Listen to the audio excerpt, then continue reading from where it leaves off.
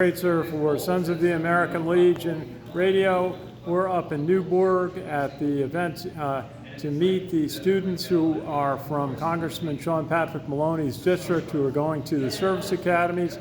And I have a chance to talk to a Navy veteran, Louis Liotti, also a member of the Navy League of the United States, which we do a lot of work with.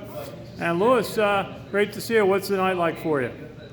Well, I'm very glad to be here, and I want to thank you for giving me this opportunity. As we had been discussing earlier on, I first got involved with young people coming to a service academy when I started serving as a blue and gold officer. That's a euphemism for Naval Academy, or jargon, for Naval Academy Information Officer.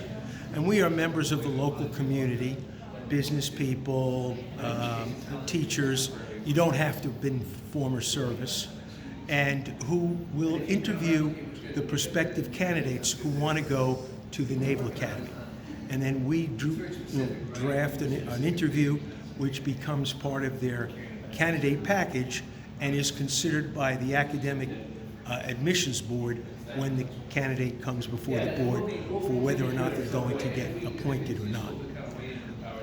About the same time I started doing that, which was 1988, I got asked by the staff of the Congressman Hamilton Fish, the gentleman for whom the Newburgh Beacon Bridge is now named, to serve on his Academy Selection Committee, which is the board that interviews all the candidates for all 4 service academies which require an interview, which is the United States Military Academy at West Point, the Naval Academy at Annapolis, the Air Force Academy at Colorado Springs, Colorado, and the U.S. Merchant Marine Academy at Kings Point, New York, on Long Island.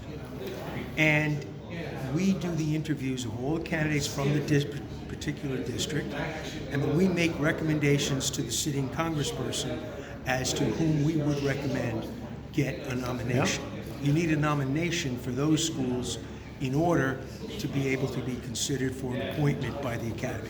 Louis, what are some of the qualifications that you look for in candidates and suggest the potential to succeed at a service academy? We're looking for what's called the whole well-rounded person formula. And that really includes a person who is physically fit, mentally fit, who can meet the academic standards, because you have high academic standards.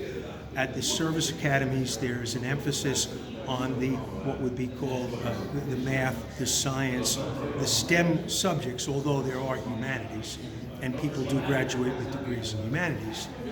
We're looking for someone who can meet the physical challenges. You have to participate in sports, whether it be varsity or intramural. And we're looking for someone who has integrity. The academies will work on an honor code, and you have to be the kind of person who has the self-reliance inside to always do the right thing. That person, the academic record speaks for itself. How did they do in their 4 years of high school? What kind of subjects did they take? Did they take math? Did they take science? Did they take English? The physical fitness, of course, did they participate in sports, whether it be intramural, private sports, or high school sports.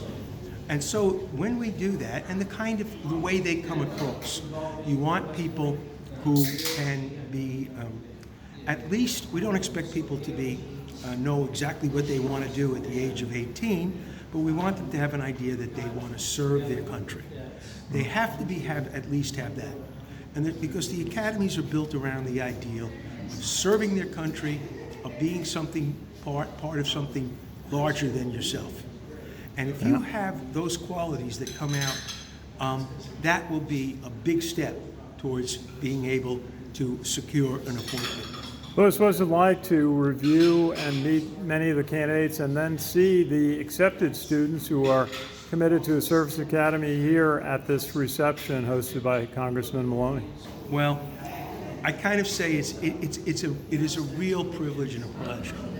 Years ago, I used to be a prosecutor, assistant district attorney in a neighboring county, and I saw the flip side of young people who got caught up on the wrong side of the law.